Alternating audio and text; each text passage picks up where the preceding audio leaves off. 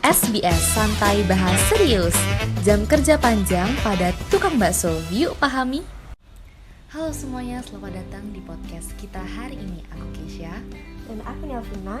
Nah, di episode kali ini kita bakal ngobrol nih soal topik yang sering banget gak kelihatan tapi dampaknya besar, terutama buat para pekerja informal.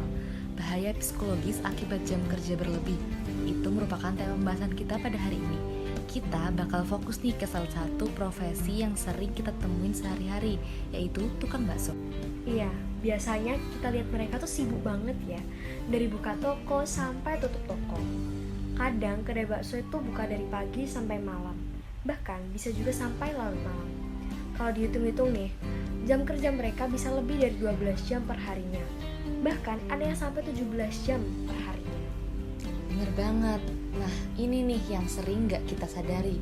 Jam kerja segitu panjangnya gak cuma bikin capek fisik, tapi juga berpengaruh loh ke kesehatan mental mereka.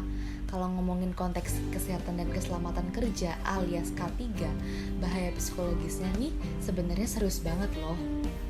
Hari ini kita kedatangan tamu spesial, yaitu Ibu Elo Faikotul Himah, Eskep Nurse, Magister Keselamatan dan Kesehatan Kerja.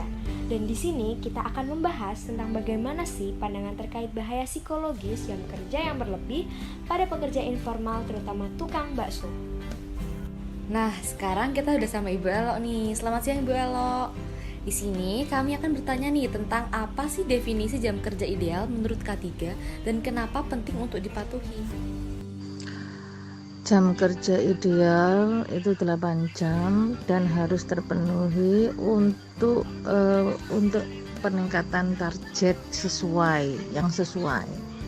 Nah, selanjutnya, apa sih langkah-langkah yang bisa dilakukan oleh penjual bakso untuk menjaga keselamatan dan kesehatan kerja mereka meskipun jam kerja mereka tuh panjang? Pada tukang bakso, untuk kesehatan fisiknya sangat berkaitan atau berhubungan jika berlebihan. Tapi secara psikologis kurang ada kaitannya karena tukang bakso ini pekerjaannya tidak monoton atau bisa dengan memainkan handphone atau melihat cuci mata kanan kiri. Jadi tidak begitu membuat stres untuk pekerjaan tukang bakso.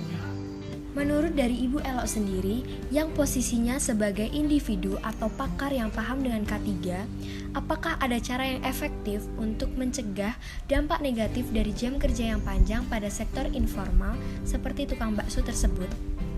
Relaksasi dengan ngobrol dengan pekerja kaki lima lainnya yang kanan kiri atau dengan menggunakan gadget untuk menghilangkan stres.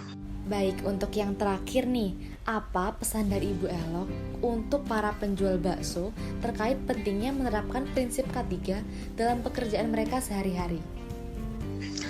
Pada tukang bakso yang mempunyai jam kerja misalnya mulai pagi sampai dengan malam, lebih baik digunakan dengan shift.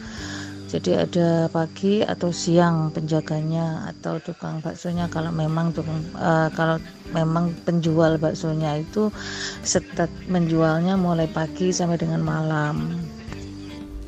Nah, kita sudah dengar ini tanggapan dari Bu Elo mengenai bahaya terkait jam kerja yang berlebihan. Hal kayak gini ternyata seringkali dianggap wajar, padahal bahaya banget kan kalau dibiarkan. Dampaknya tuh gak cuma ke mereka, tapi juga ke kualitas kerja. Untuk masalah psikologis ternyata masih bisa ditangani dengan cara berinteraksi dengan orang-orang sekitar, atau kita juga bisa mengalihkan jenuh dengan bermain gadget. Menurut paparan dari Bu Elo, dan jika dilihat dari sisi K3, ini tuh sebenarnya bisa dicegah kalau ada manajemen kerja yang lebih baik. Misalnya, atur jam kerja yang jelas, kasih waktu istirahat yang cukup, dan bikin sistem rotasi kerja atau shift kerja.